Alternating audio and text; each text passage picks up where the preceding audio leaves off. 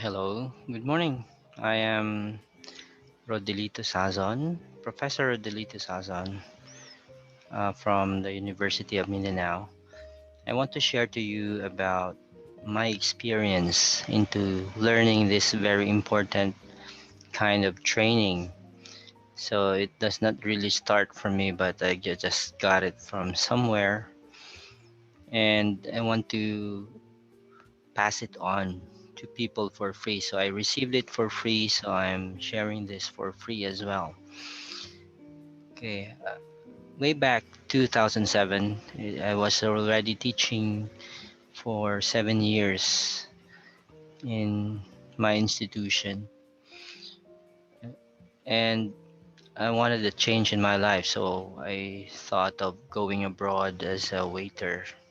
So I went to Manila to have that job interview, and I did have that job interview. I even was able to pass it, but since I considered the pay was a bit low, so I thought of having a plan B. I didn't pursue the going abroad, and I tried something. I want to try something new, so I applied in the BPOs in the Manila area around Makati and Pasay. So I submitted a lot of resumes, and then I just wondered that I can barely make it to the final interview. So I said, "What's wrong with me? I thought my grammar and my vocabulary is okay, but all the while I can't make it through the job interview process, the hiring process." So one good thing is that I came across this Korean online teaching company who was somehow impressed with my resume because I had some master's units. But the thing is, they were so they got me in. So I was hired for the job. It's which is an online teacher teaching Koreans. So they had me join the training for 2 weeks, but it was a training with pay. So it's amazing. It's the first time I felt that I'm getting paid to something I love to do. At the same time learning. So we were trained for 2 weeks, and that's where I found out about these lessons. And that's answered my question why as to why I cannot make it to the job hiring process. So I dropped my everything I learned and became an empty cup. So I learned new things the way back to pronouncing letters, sounds. Then even after 2 weeks, they tried us in a call simulation, but even after then, I wasn't able to pass their screening process. No, it's screening. It's just like a final test. So, but they were merciful. So they decided to extend my training for another 2 weeks, along with those who I think there were five of us who failed out of 22. So it's quite embarrassing because I'm the most senior. I've got the highest educational degree among my batch, but I'm one of those who failed. I even had the most experience among them. But I took it positively, took the retraining. But even until then, after 2 weeks, we were tested again. But still, they were not contented with the way I sound because the Visayan accent was really very prominent. But they encouraged me, so they let me go. But encouraged me to apply on other BPOs that are not really too particular with neutral accent. And that's what I did. I applied in another BPO, and the thing is, when I applied to this particular BPO, there were like 20 of us were interviewed in the morning, the whole morning. I think I was the last one who was interviewed. And you know what? The interviewer told me that was almost lunchtime that I was the only one who passed for the whole morning. So I thought, well, I must have improved. So, but after 1 month of training with pay on that company, I failed on other areas like product knowledge or something. But I went back to Davao after then and went back to teaching. I did not actually resign. I just took a leave. So I'm fortunate because my alma mater was merciful and took me back again. So that's how I started sharing this very important training because it is not taught in universities, as I observed. So I feel I have that burden to share this to people because they needed it in the industry. So there is now a misalignment or between the industry and the academe in terms of what the industry needs. So I might as well share this to you. So take it from me. When you go out there, this is one of the most important skills that you should be bringing with you. Okay, now let's go to the party. So our goal here for the next few days, we'll cut these lessons into I think 5 or 6 sets of lessons. We will be learning first of all why do we need to learn this, the reasons. Number two, we need to discuss and go back to the phonics lessons, how to sound the very basic form of sound, which is phonics. So how to sound dictionary symbols, like we see them in the Webster's dictionary.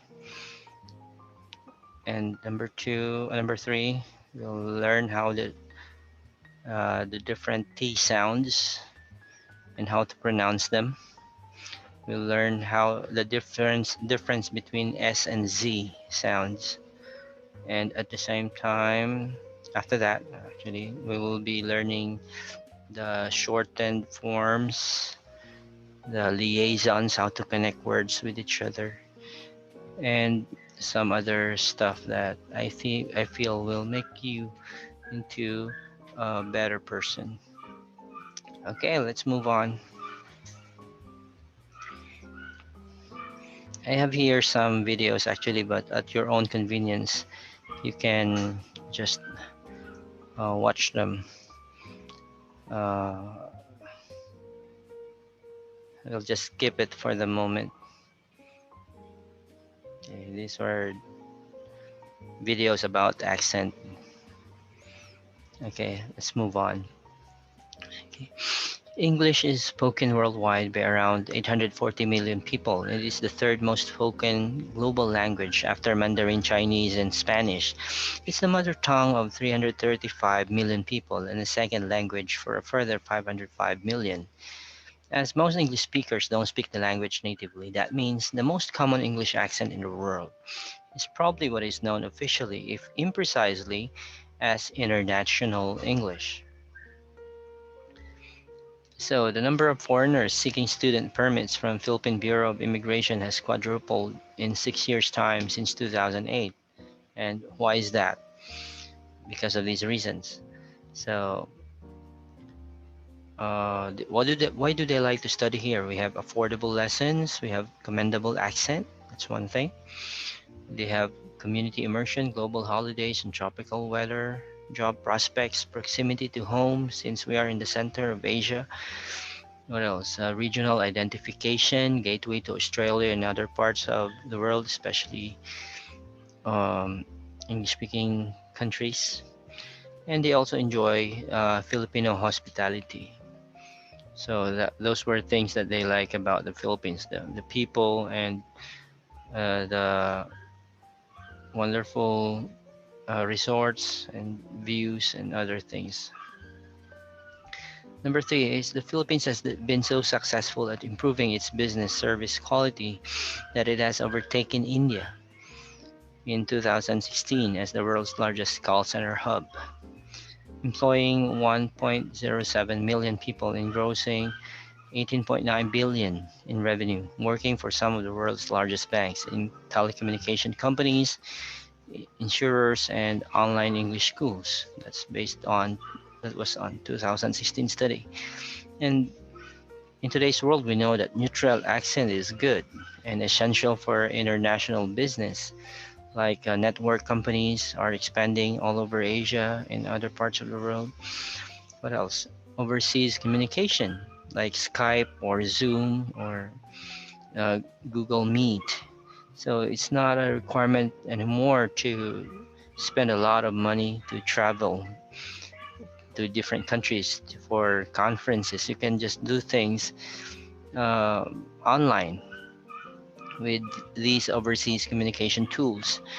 For jobs abroad, yeah, we have the most number of workers wherever. We have nurses in Europe and the US, caregivers as well. We have domestic helpers in the Middle East or in Hong Kong. So we have engineers and industrial workers in the Middle East as well. We also need neutral accent for outsourcing industry, like or even in the movie industry, or acting, voiceovers, hosting, and even online teaching. You can earn extra working from your very home. You don't need to experience traffic or wear different uniforms or waste 4 hours in commute. But how do you speak in a neutral accent? So that's our concern. So in the Philippines, our regional dialects like Cebuano, Ilonggo, or Tagalog also influence the way we pronounce English, particularly on the intonation part. So this is where neutralizing the accent comes into play. You learn to speak not the American or the British English, but the right way to speak the English language. So going back, so you shed all your typical Filipino pronunciations and learn to speak English that is neutral and easily understandable. The thing is, it's not just the Filipinos who have these problems. Even Europeans have to do away with their accents when they speak English. For example, the Germans, the French, the Latinos. So the Mexicans have a hard time learning this. The Indians have to do away with their accent, which is very prominent, and it's really a tedious effort of reducing or at least reducing or doing away with your regional accent. So I'm gonna share to you some tips for neutralizing accent for just for today. So number one is to drop the tune of your native tongue. So our native tongue has natural tune in it. So we might as well drop that when speaking English. So that's the meaning of neutralizing it. Okay, so for example, in intonation patterns, you see these intonation patterns in English, like in question, how much do I put in? So how much do I put in? So you notice that even though it ends in a question mark here, where's my slide? So even though it ends here with a question mark, still the last uh, intonation pattern is down. So why is that? It's because it's not answerable by yes or no. So that's why you have to use the uh, falling intonation. That goes well with statements. So you put it in the bowl. So same bowl. Okay. With lists, you have to enumerate things. You need flour, milk, and butter. Okay. With question tags, you it is divided into two parts. We have the statement and the question part, so they have different intonations. Here you have the falling intonation, and here you have the rising intonation. So it shouldn't look like that, should it? So we have more examples here for rising intonations, which are applicable only for questions answerable by yes or no. Like, are you home? Is this yours? Did you take my pencil? Now, with rising falling intonations are used for statements or for information questions. You have to rise in the mid before falling. Do rising before falling. Like, he is my aunt's husband. I am a Filipino. Where do you live? What did, why did you do that? So that's how it should sound. You don't say what where do you live? How did you do that? So you don't sound like that. So the English language has a natural it's a natural melody that we have to use. It's like singing, and when you're out of tune, it doesn't sound good. Another tip that we can learn is how to listen to news readers because they were well trained professionals, particularly English speaking news readers. Like here in the Philippines, we have the CNN already, and even our CNN Filipino news readers are very well trained and they really sounded good with neutralized accents like Pinky Webb, Andre, uh, and James Deacon. I like him from CNN. Okay, so we watch native English programs as well with movies with subtitles and listen to English songs with the lyrics in front of you. This is a this is something where singing in video case are very beneficial for Filipinos because we have the lyrics in front of you and we practice singing them. And somehow when we love music, we listen to a lot of English songs, so somehow they give a clue as to how words are pronounced. For example, if I could, then I would. It doesn't sound like if I could, then I would. Uh, Songs like let it go, let it go. It's not pronounced as let it go, but or well, you don't sing words like beat it, like Michael Jackson song. So we can learn how the diction is done with those songs by listening well. Okay, so English movies. So even in Hollywood, for example, Harry Potter, like the main character for Harry Potter. What's his name? Forgot. We know him growing up with a British accent with a Harry Potter movie, but there was one movie that is Hollywood based. The title is Horns, wherein you don't hear him speak in the British accent. It was in the neutralized accent because he's not playing a British role. So even English speaking artists, they learn this as well. They learn to do away with their native regional intonations for the sake of performing new roles. The same with James Bond characters. If they play James Bond, they sound British, but if they play as other Hollywood characters, they use different accents. Okay, and finally, we use a dictionary to learn phonetics. What is phonetics? Okay, sometimes when we check a dictionary, I think a dictionary is a very handy tool for each and everyone who owns a cell phone. Nowadays, we have to use that as very a number one tool in our cell phones. We cannot have cell phones without dictionaries. But sometimes we use dictionaries only for checking out the definition of words, or sometimes some other things, the pronunciation. But dictionaries can also be used to determine the part of speech, the syllabification of the word, the stress, the synonyms and antonyms, the etymology or the origin of the word. And sometimes bigger dictionaries or even electronic dictionaries provide very good sample sentences to give you a better picture of how the word is used. So tomorrow we will have this vowel sound review.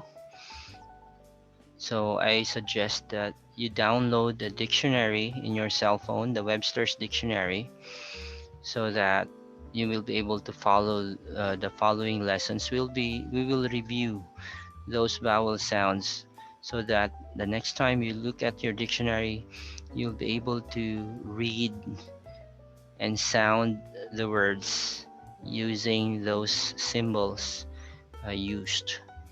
Okay, so see you again on the next lesson. God bless.